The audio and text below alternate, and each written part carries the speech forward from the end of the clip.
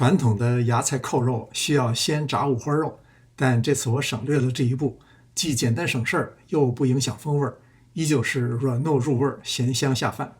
芽菜需要泡水15分钟，去除多余的盐和糖。芽菜是经过发酵腌制的芥菜，是四川4大腌菜之一，也是这道菜的灵魂。五花肉我直接用这种切好的带皮厚片。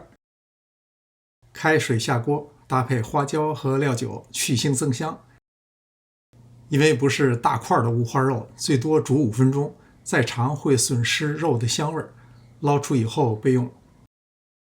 泡开的芽菜先不要着急清洗，这一包是450克，只用150克切成小段，剩下的冷藏保存，用来蒸包子、炒米饭、做面臊子，分分钟消灭。切好以后一定要彻底清洗，确保没有任何泥沙。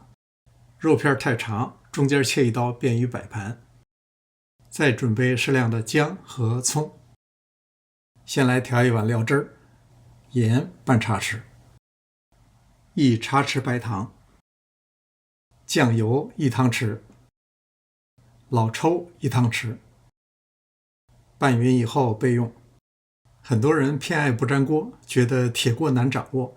其实铁锅的最大优点就是越用越顺手，只要掌握热锅凉油的窍门，不仅不会粘锅，炒出的菜也更有锅气。爆香葱姜以后下入芽菜，芽菜经过爆炒，仿佛被唤醒了深藏其中的醇厚风味，独特的酱香味扑面而来。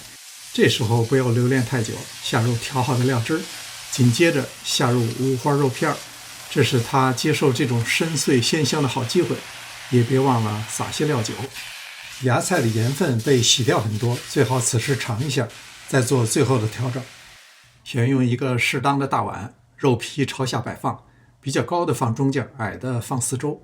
再把炒好的芽菜平铺在表面，尽量用芽菜覆盖住所有的肉片。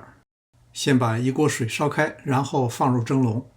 如果是用高压锅，就先放热水，蒸40分钟左右。普通锅最少要蒸1个半小时。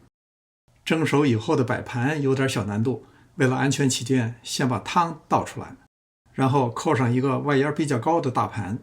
这个动作也就是这道菜之所以叫扣肉的原因了。再把汤汁倒回来，这样的芽菜扣肉少了油炸的繁琐，多了食材本身的醇香，依旧软烂香浓，回味无穷。赶紧试试吧。感谢您的观看，临走前别忘了点赞订阅。这里是上师厨房，我们下次再见。